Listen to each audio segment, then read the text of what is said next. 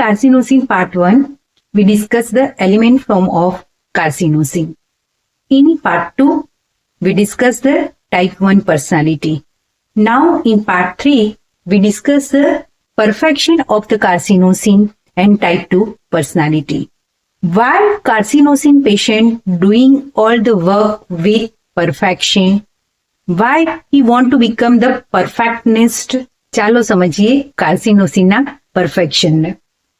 સો માની લો કે કાર્સિનોસિનનું પેશન્ટ એક વેલ નોન કંપનીમાં કામ કરે છે અને એના બોસ બે એમ્પ્લોય સિલેક્ટ કરે છે. એક કાર્સિનોસિન છે અને એક બીજો કોઈ પર્સન છે અને એમને એક પ્રોજેક્ટ આપે છે અને એ પ્રોજેક્ટ પર પ્રેઝન્ટેશન બનાવવાનું કહે છે. જે સૌથી સારું પ્રેઝન્ટેશન બનાવશે એને એ પ્રોજેક્ટ આપવામાં આવશે. સો કાર્સિનોસિનનું જે પેશન્ટ છે એ પેશન્ટને એ પ્રોજેક્ટ બનાવવા માટે કે એ પ્રેઝન્ટેશન બનાવવા માટે એના ઉપર શું છે? પ્રેશર. સો પરફોર્મન્સ પ્રેશર છે. જો એ સારો પ્રોજેક્ટ બનાવીને રિપ્રેઝન્ટ નહીં કરી શકે તો એ શું થઈ જશે? ફેલ થઈ જશે. અને એ ફેલ થશે તો એને શું મળશે? એના બોસનો ઠપકો મળશે અને એના બોસ શું કરશે?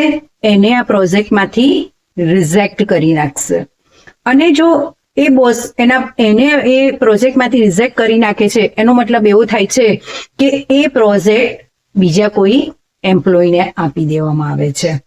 હવે એ પ્રોજેક્ટ એને મળતો નથી જેના ઉપર એને બહુ બધી મહેનત કરી છે, તો એના ફાધર એને શું કરે છે? પનિશ કરે છે, કે એના ફાધર એને પનિશમેન્ટ આપે છે. અને એ આ પ્રોજેક્ટમાં ફેલ ગયો એના લીધે એને એવું થાય છે કે એના કંપનીમાં કે એના ફેમિલીમાં એના લીધે એને કોઈ લવ કરશે નહીં અને એના લીધે એની કંપનીમાં કે એના બોસ એને એના માટે કોઈ સારો ઓપિનિયન આપશે નહીં. અને એના માટે જો સારો ઓપિનિયન કોઈ નહીં આપે તો કોઈનું ધ્યાન એના ઉપર પડશે નહીં, એ કોઈની ગુડ બુકમાં રહી શકશે નહીં. સો આખી સાયકલ 9 રીઝન આપ્યા છે મેં કાર્સિનોસિનના પરફેક્શન માટેના. So the pressure to perform, first one. Second one is the fear of failure. Third one is the sensitive to reprimands. Fourth one is the fear of rejection. Fifth one is the fear of insecurity. Sixth one is the fear of punishment. Seventh one is the fear of no one being love me. 8 is a longing for good opinion from the others, and 9th is always wants to live in a good book of others. So why carcinosin patient do all the work with the perfections? કેમ એ બધા જ કામ એકદમ perfection સાથે કરે છે? કેમ? કેટલા માટે? કે અંદરની ઈચ્છાઓની સાથે સાથે એને ઘણી બધી વસ્તુનો શું છે? ડર છે. અને મેઇન ડર એને એવું છે fear of failure, fear of rejection, fear of reprimands, fear of punishment. અને એની જે મનની ઈચ્છાઓ છે એ આ ફેલ્યુઅરના કારણે ફૂલફિલ થશે નહીં. કે આપણે જે પાર્ટ 1માં જોયું કે ડોમિનેશનમાં મેં એક્ઝામ્પલ આપ્યું હતું પેરેન્ટલ ડોમિનેશનનું, કે પેરેન્ટલ ડોમિનેશન હશે તો એ ઓલવેઝ એના પેરેન્ટ્સ શું કહેશે? એ 99 માર્ક્સ લાવશે ને તો એના પેરેન્ટ્સ એમ કહેશે કે હજી ઓછા પડે છે. 100 માંથી 100 કેમ ના આવ્યા? 100 માંથી 99 કેમ આવ્યા? કે તો એ 100 માંથી 100 નથી લાવી શક્યો, 100 માંથી 99 આવ્યા છે એનું એને દુઃખ નથી, પણ એને રિયલ દુઃખ શું છે?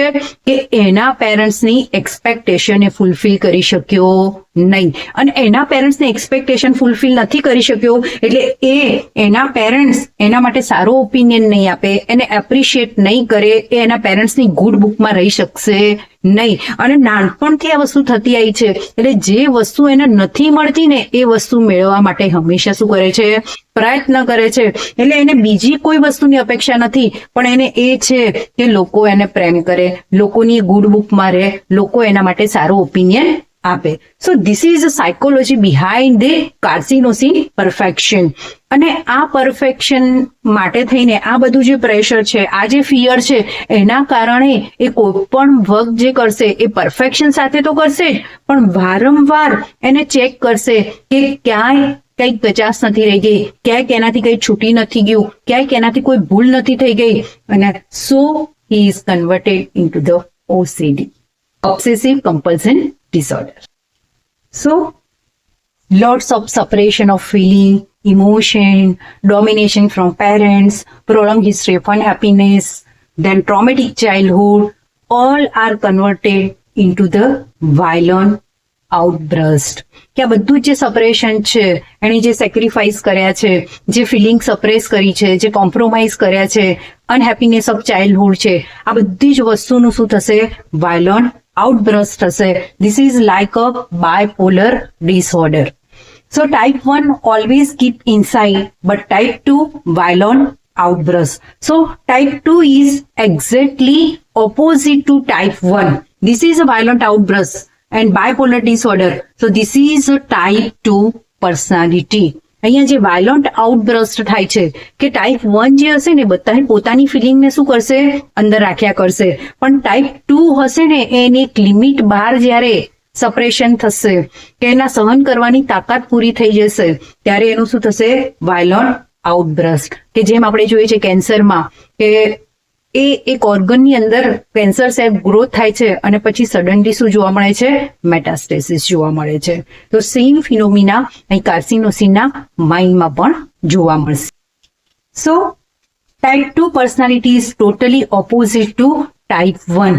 જે ચાઇલ્ડ બહુ સેન્સિટિવ હતું, જે ચાઇલ્ડ બહુ સોફ્ટ કામ હતું, સિમ્પેથેટિક હતું, ડિસિપ્લિનેડ હતું, ઓબેડિયન્ટ હતું, પોલાઇટ હતું, એ ચાઇલ્ડ આજે ડિસ્ટ્રક્ટિવ, ઇરિટેબલ, એંગર ઇઝીલી, રેબેલિયસ, અનડિસિપ્લિન, ડિસઓબેડિયન્ટ અને રૂડ થઈ ગયું છે.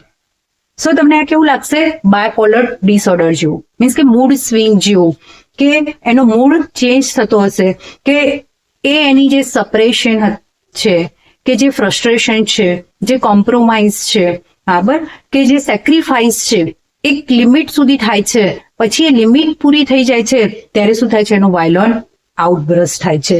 તો સપરેશન ઘણી બધી મેડિસિનમાં જોવા મળે છે, પણ એના જે કોઝ અને એનું રિએક્શન હશે ને એ દરેક મેડિસિનનું અલગ અલગ હશે. કે માની લો કે કાર્સિનોસિન અને સ્ટેફિસાઇગ્રિયા, તો સ્ટેફિસાઇગ્રિયામાં પણ તમને ખબર છે કે suppuration of emotion, suppuration of anger છે, પણ સ્ટેફિસાઇગ્રિયા શું કરશે? લેટ ઇટ બી ગો, કે એને પકડી નહીં રાખે, એને શું થશે? જવા દેશે. જ્યારે કાર્સિનોસિન છે ને એ એની અંદર સુધી એ સપરેશનને રાખી મૂકશે, ઇનસાઇડ એ જે કંઈ પણ વસ્તુ છે ને એના અંદર રાખી મૂકશે. અને એટલા માટે જો સ્ટેફિસાઇગ્રિયા અને કાર્સિનોસિન બંને જો સેક્સ્યુઅલી એબ્યુઝ થયેલા હોય પાસ્ટમાં, તો જ્યારે સ્ટેફિસાઇગ્રિયા કોઈ માણસને મળશે ને ત્યારે એવું નહીં વિચારે કે એ માણસ મને સેક્સ્યુઅલી એબ્યુઝ કરશે, તો એના મનમાં એવો ફિયર નહીં હોય, એના મનમાં એવો ડર નહીં હોય. પણ જો કાર્સિનોસિન કોઈ નવા માણસને મળશે તો એના મનમાં એ ડર સાથે મળશે કે મને સેક્સ્યુઅલી એબ્યુઝ કરશે તો, અને એટલે એ ફ્રીથી એને મળી શકશે નહીં, કે જે પાસ્ટમાં થયું છે ને એની ઇમ્પ્રેશનમાંથી એ બહાર આવી શકશે નહીં. જ્યારે સ્ટેફિસાઇગ્રિયા ઇઝીલી એમાંથી બહાર આવી શકશે. સો દરેકના જે પોઈન્ટ ઓફ એક્સપ્રેશન છે, દરેકના કોઝ છે એ શું હશે? અલગ અલગ હશે. કે જેમ આપણે એલિમેન્ટ ફોર્મમાં મેં તમને પહેલા પાર્ટમાં કીધું કે ભાઈ કાર્સિનોસિનના જે એલિમેન્ટ ફોર્મ છે એ જ એલિમેન્ટ ફોર્મ મે બી બીજા કોઈ મેડિસિનમાં પણ જોવા મળે, પણ એવું જરૂરી નથી કે કાર્સિનોસિને જેવું રિફ્લેક્ટ કર્યું એવું જ એ મેડિસિન પણ રિફ્લેક્ટ કરશે. કેમ કે બધાની અન્ડરસ્ટેન્ડિંગ અલગ અલગ હોય, બધાનું ઇન્ટેલેક્ચ્યુઅલ પાવર અલગ અલગ હોય.